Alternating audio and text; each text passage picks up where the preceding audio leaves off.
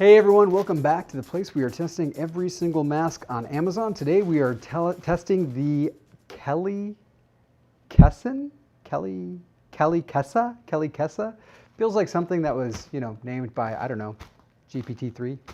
All right, let's put it in the clamper and get this test going. We can talk about open AI and robot naming platforms to our heart's content.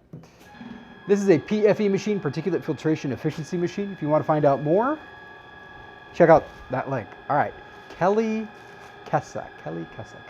So it's one of these things that you buy and it shows up and you're like, this looks cool. There's a guy on a skateboard and he's protecting himself with a black mask. Surely that's going to show up in a skateboard box. And what you get is this. Disappointing.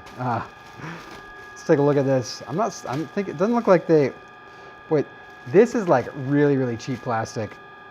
I'm guessing there's going to be some smells to this guy.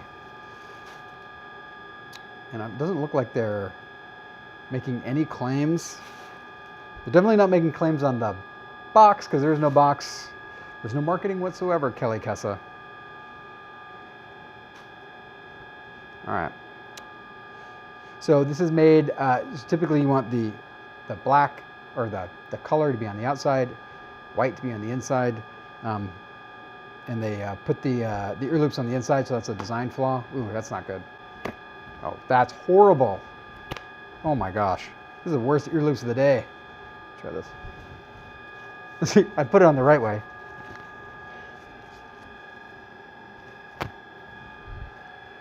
My ears aren't that strong, people. Yeah, these are bad. So they're using a really thick outer layer. It's probably a 50 GSM. It's going to make it a little bit harder to breathe out of. And in fact, I'm seeing the airflow resistance at 134, which is really, really high. That's because they did a really thick outer layer. So I'm going to give them a 0 on the construction.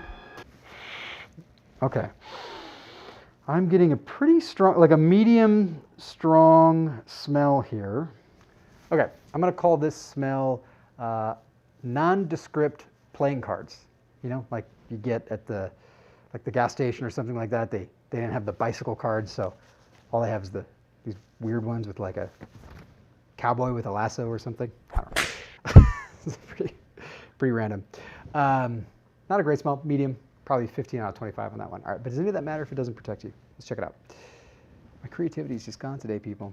But it's about as good as this mask protects you, which is not very good. 89.965, 89.965. With that breathability being so high, I mean, that's higher than we like to see typically. You know, best is 100 or less. Our masks come at about 115, 120.